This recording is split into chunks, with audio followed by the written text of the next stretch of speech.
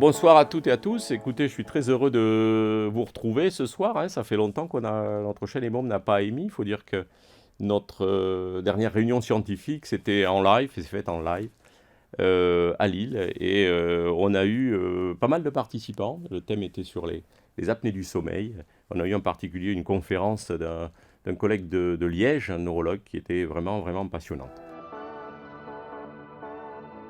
J'ai le plaisir d'avoir ce soir notre président, Laurent Devoise, hein, qui est à Clermont-Ferrand. Il nous dira un petit mot sur son congrès qui va se dérouler donc en décembre, cette année, en Clermont-Ferrand, avec un très très beau thème qui touchera la cancérologie, mais je ne vais pas en dire plus. Il vous en dira plus quand il va présenter ce congrès. Il dira également un petit mot de la soirée thématique, mais je veux pas, qui porte sur les troubles de la coagulation. Et c'est une très belle soirée aussi qui s'annonce au mois d'avril. Et puis je vais tout de suite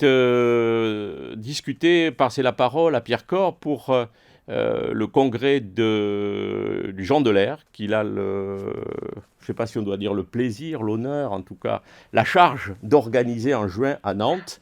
Et les mômes est associé à ce congrès. Et Pierre, peut-être vous pourriez nous rappeler un petit peu, pas l'histoire du Jean Delair, il a été premier congrès l'année dernière, mais un petit peu l'esprit. Le professeur Jean Delair, malheureusement, nous a quittés récemment. Il était nantais, et c'était tout à fait normal que vous repreniez ce congrès chez vous, à Nantes. Alors, si vous pouvez nous dire un petit peu comment a été créé cet Institut Jean Delair, l'esprit, et puis le congrès que vous aurez à présider au mois de juin. Merci beaucoup, Monsieur Ferry, de me permettre de présenter l'Institut Jean Delair et le Congrès Jean Delair. Alors effectivement, l'Institut Jean Delair a été créé en 2020 à la demande du professeur Jean Delair qui avait cessé de faire ses cours. Il a fait des cours aux orthodontistes, aux kinés, aux ostéopathes, aux chirurgiens pendant plus de 20 ans après sa retraite. Et en 2019, donc, il a décidé de passer un peu la main. Donc, il nous a proposé à Jean-Philippe Perrin, à moi-même, et puis à Benoît Philippe, qui est un collègue chirurgien maxillofacial parisien, de reprendre à l'association EDCAD, donc, qui animait ces séminaires de formation, qui étaient principalement quand même sur la céphalométrie euh, de Delair. Et donc, au début, on a été un petit peu, on va dire, impressionné par la charge de travail qu'il y avait à faire parce que M. Delair avait une capacité de travail absolument gigantesque et puis un esprit qui, voilà, vous le connaissez mieux que moi, mais c'était quelqu'un d'exceptionnel sur le plan intellectuel. Et donc, toujours difficile de reprendre cette charge d'enseignement. Dans la mesure en plus où je suis chirurgien, il est difficile pour moi d'enseigner l'orthopédie dentofaciale, l'orthodontie. Donc, on a décidé de travailler avec les enseignants qui aidaient déjà Monsieur Delair, et on les a recontactés et on a créé donc l'Institut Jean Delair pour à la fois transmettre son message, mais aussi développer ses travaux pour les diffuser le plus largement possible et puis les valider sur le plan scientifique. Parce qu'il y a beaucoup de choses qui ont été écrites, dites, et il manque sur certains aspects des travaux du professeur Delair une validation scientifique telle qu'on l'a fait actuellement avec des études randomisées, des statistiques. Donc on va essayer de s'atteler à cette tâche là, dans les prochaines années. Et puis une façon vraiment simple et efficace de diffuser l'information, c'était de créer un congrès. Donc ce premier congrès Jean Delair a été fait juste après le Covid. C'était l'un des premiers congrès en 2021 qui a été autorisé en France. On a décidé de le faire à Paris parce que c'est plus simple pour réunir le maximum de personnes possible. Et donc, il a bien fonctionné. On a eu plus de 200 inscrits, des sponsors qui ont répondu favorablement, qui ont été pour l'immense majorité très satisfaits d'avoir participé à ce congrès. Tout le monde était très content de se retrouver, évidemment, en 2021. Et on a décidé de réitérer ce congrès tous les 2 ans, parce que c'est quand même une grosse charge de travail, l'organisation. Et donc, 2023, centenaire de la naissance du professeur Delair, il nous paraissait évident qu'il fallait faire ce congrès à Nantes, dans sa ville, où il a passé sa carrière universitaire et puis où il a passé sa vie. Initialement, on avait imaginé de faire ce congrès en Vendée même, parce qu'il est né en Vendée, il est décédé en Vendée en novembre 2022. Mais bon, c'était pour des raisons d'organisation, c'était un petit peu difficile. Et donc, Nantes se prêtait évidemment parfaitement à l'organisation d'un tel événement. Donc, ce congrès aura lieu en juin 2022, les 8, 9 et 10 juin 2022, à la Cité internationale des congrès. Et il va s'organiser selon 3 modalités.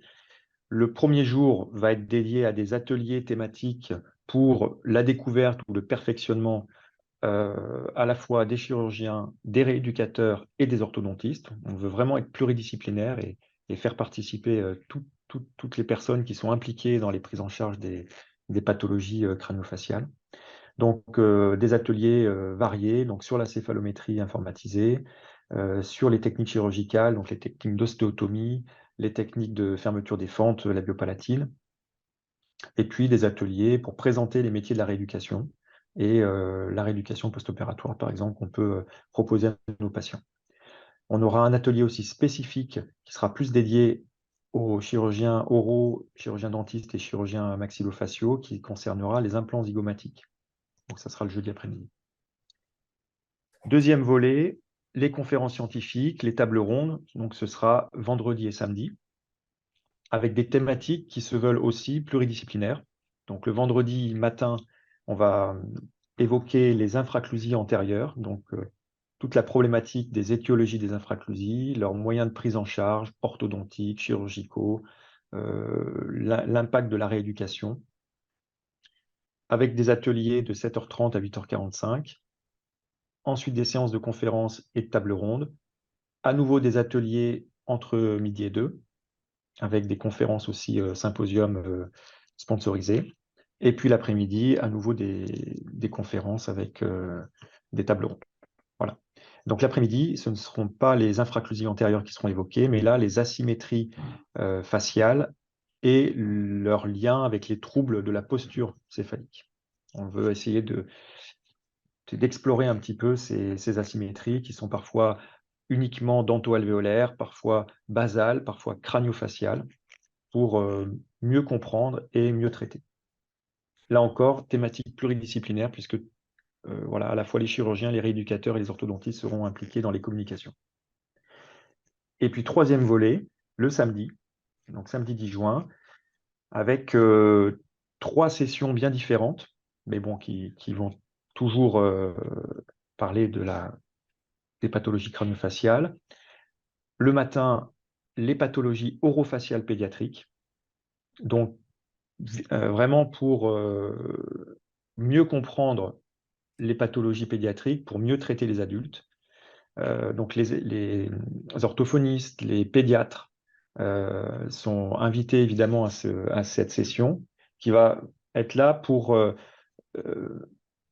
entre guillemets, vulgariser en fait cette pathologie crânio-faciale, orofaciale pédiatrique qui est parfois méconnue. Donc voilà, le but c'est de bien connaître cette pathologie.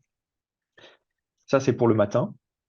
L'après-midi, il y aura des ateliers spécifiques dédiés à l'orthophonie et à la pédiatrie. Donc des ateliers sur la place des éducateurs fonctionnels dans l'orthopédie dentofaciale et dans l'orthophonie. Donc en particulier les éducateurs pour apprendre à mieux respirer par le nez, à éviter les déglutitions primaires, des choses comme ça. Donc ils seront animés par des orthodontistes et des orthophonistes. Un atelier spécifique sur le dépistage et le traitement de l'insuffisance vélopharyngée, donc qui a été une des thématiques qui a été explorée par Jean Delair et qui a mené à la création avec Georges Rinaud de l'aérophonoscope et puis de son successeur plus récent, l'anémosonomètre. Donc ça, c'est pour la thématique plutôt pédiatrique. Ensuite, il y aura une thématique l'après-midi qui sera dédiée aux articulations temporomandibulaires, où l'équipe lilloise va être mise en avant, puisque M. Ferry va faire une conférence sur les ATM et les prothèses d'ATM dans certaines pathologies.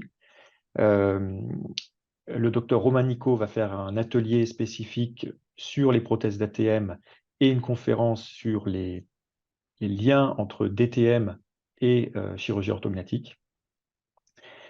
Et cet après-midi va se clôturer par des communications en fait de collègues chirurgiens maxillofaciaux, rééducateurs, orthodontistes. Donc ça, c'est pour la première salle. Dans la deuxième salle, on aura une session recherche pendant toute la matinée. Donc cette session recherche, elle va être dédiée aux pathologies crânio-faciales et elle sera coordonnée par les professeurs Roman Consari et le docteur Elios Bertin. Je suis désolé, mais j'ai ma caméra qui pose parfois problème.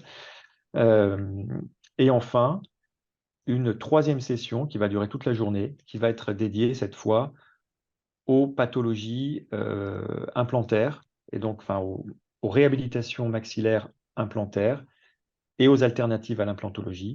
Donc pour les pathologies, les édentements maxillaires unitaires, antérieurs et les édentements maxillaires complets.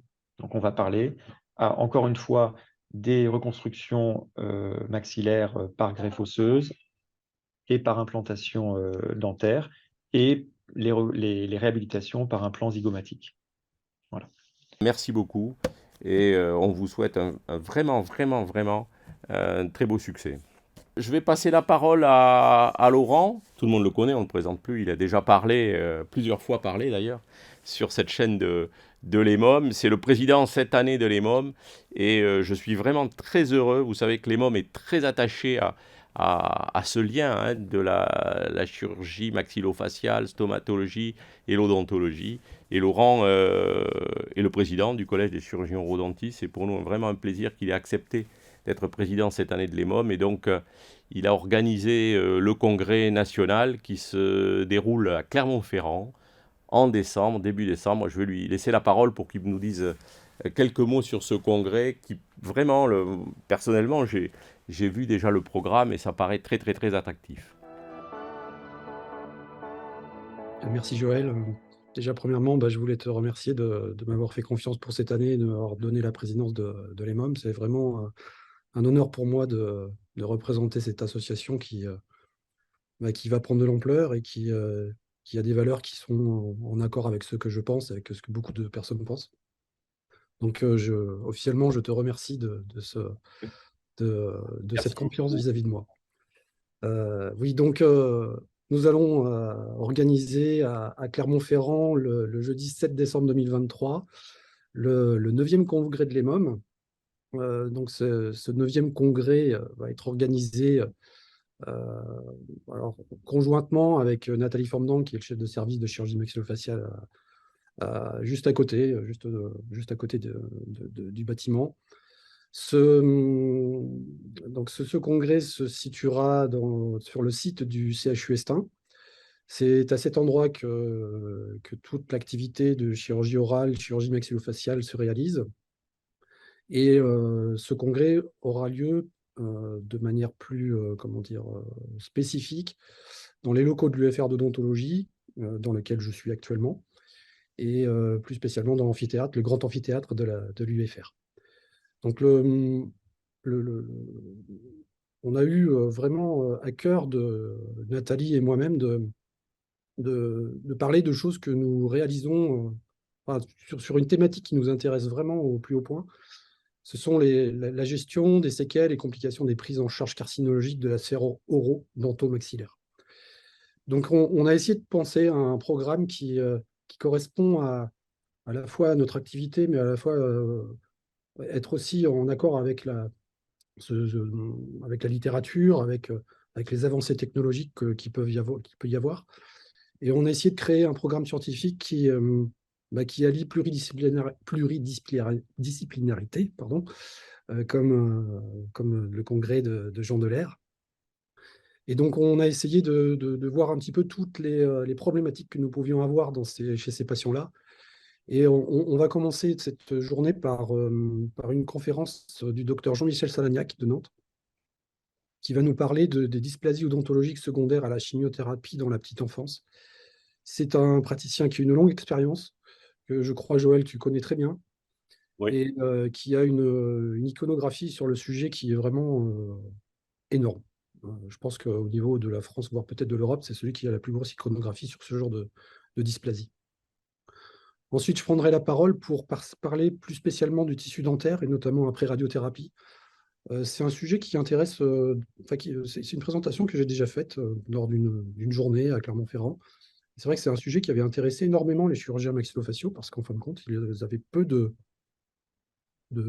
connaissances en fin de compte sur le tissu dentaire en lui-même et plus spécialement sur les altérations que la radiothérapie va entraîner sur le tissu dentaire et sur les biomatériaux qui peuvent être mis en place sur une dent, bon, des composites, du métal, etc. Et donc, c'est une conférence qui va apporter des informations sur pourquoi on va retirer une dent qui paraît saine et pourquoi on va plutôt garder une autre qui paraît peut-être moins saine qu'une autre, et pour penser plus tard à la réhabilitation prothétique et comment on va gérer ces patients-là. Ensuite, on va parler plus de radiothérapie en présence de matériel d'ostéosynthèse ou d'implants dentaires. Alors pourquoi ce sujet? Parce que, en fin de compte, on a eu l'occasion de discuter avec Michel Lapère, qui est le radiothérapeute référent pour les cancers tête-et-cou à Clermont-Ferrand, et il était plutôt réticent à la pose d'implants pendant la chirurgie carcinologique, disant que le matériel qui était présent pouvait éventuellement empêcher la radiothérapie ou faire des phénomènes de diffraction. Et j'ai eu l'occasion également de pouvoir discuter avec d'autres radiothérapeutes à Lyon notamment. Et donc il y aura également lors de cette séance le docteur Vincent Grégoire, qui n'a pas les mêmes approches que nos radiothérapeutes de Clermont-Ferrand. Et donc on a eu l'idée de les confronter et de voir pourquoi les uns étaient plutôt réticents, les autres étaient plutôt favorables. Et donc on va essayer de faire une petite controverse sur cette thématique qui est intéressante. Ensuite, alors moi j'ai vraiment le plaisir d'accueillir le professeur Sylvie Delagnan des Hôpitaux de Paris. C'est une personne que j'ai connue à Marseille lors d'une conférence, et elle va nous expliquer la genèse de son protocole, le protocole Pantoclo que tout le monde connaît maintenant. Elle va nous parler de comment elle a réfléchi à ce protocole, pourquoi elle l'a mis en place, quels sont ses succès, quels sont aussi ses échecs. Et elle va également nous parler des évolutions de son protocole, notamment lorsque son protocole n'a pas marché, il y aura eu échec. Ensuite, nous aurons le privilège d'avoir également le professeur Martin Broom de Genève, qui va nous parler plus spécialement du TEP scanner dans le bilan de l'ostéoradionécrose et la délimitation des marges chirurgicales, et également pour évaluer la réponse au traitement médicamenteux qu'on peut instaurer dans le traitement de l'ostéoradionécrose, donc le protocole Pantoclo. Et c'est une conférence qu'avait appréciée Nathalie Fandang et qui peut donner des indications plus pertinentes grâce à l'imagerie sur les limites chirurgicales en péropératoire. Ensuite, Thomas Vogic de Lille, qui nous parlera de la reconstruction de l'ostéoradionécrose en présence de lambeaux libres de fibula. Donc je crois savoir, d'après Joël, que Thomas a une forte expérience dans ce domaine-là. Et son expertise sera très intéressante pour ce type de reconstruction. Avant-dernier sujet donc, qui sera abordé par Nathalie Fandang, l'implantologie et la cancérologie des voies aériennes digestives supérieures.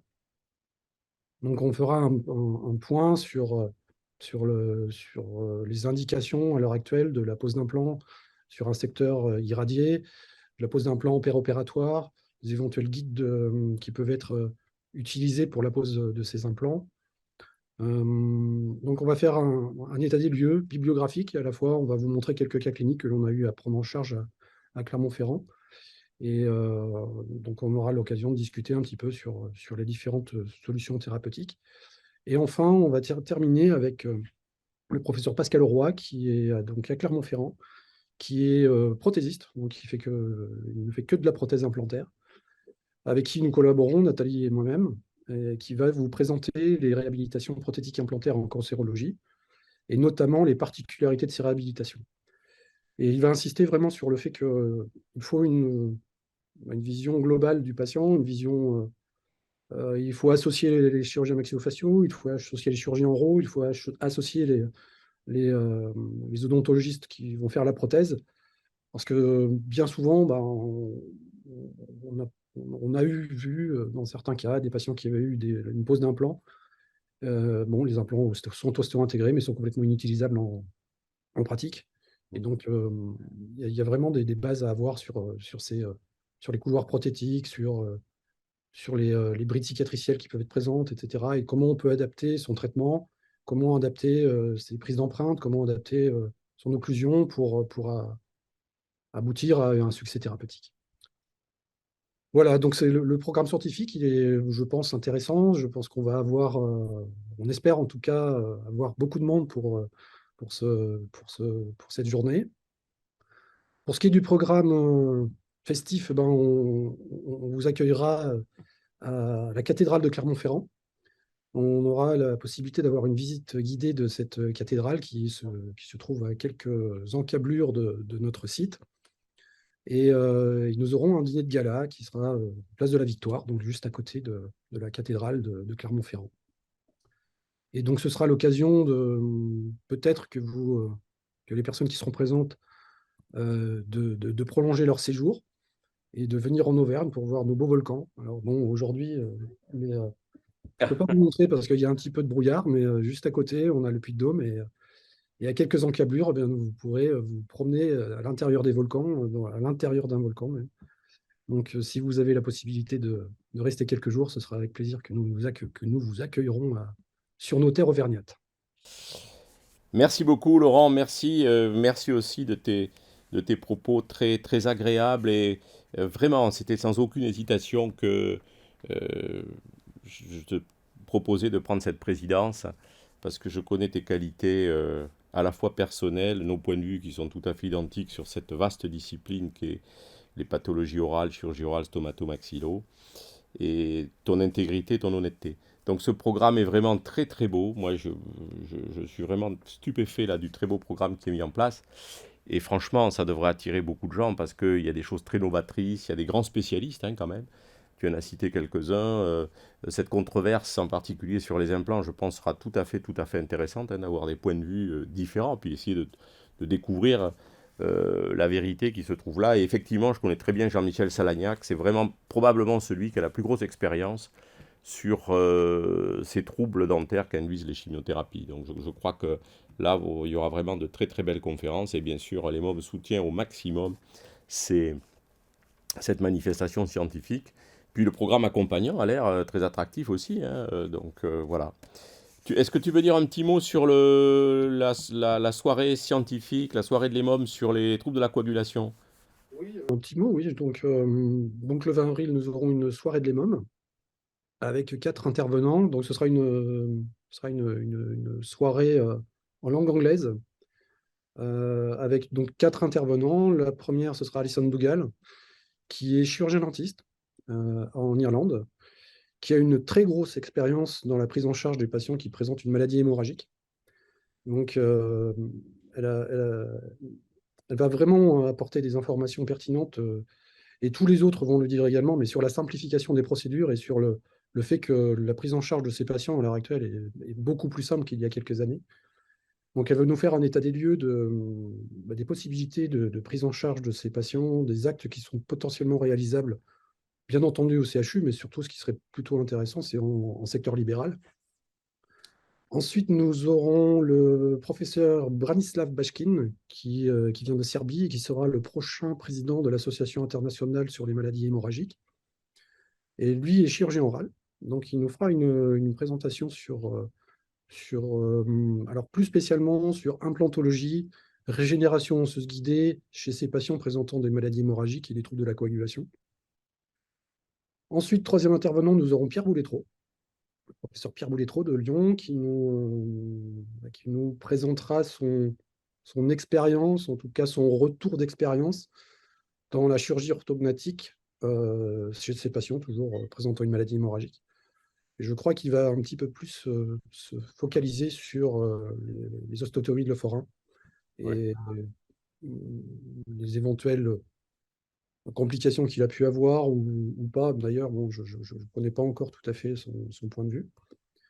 Et enfin, dernier intervenant, Aurélien Le Breton, le professeur Aurélien Le Breton, qui est médecin hématologue à Clermont-Ferrand, avec qui nous collaborons également avec Nathalie, et qui a changé vraiment notre prise en charge par rapport à il y a quelques mois, voire quelques années, enfin années, voire quelques mois, sur la simplification des procédures. Et là, il va nous parler plus spécifiquement des nouveaux protocoles de traitement et du nouveau protocole de prise en charge de ces patients hémophiles avec maladie de Willebrand, etc. Et on va vraiment axer cette soirée sur la simplification des procédures. Donc tout ça va être développé par ces 4 intervenants.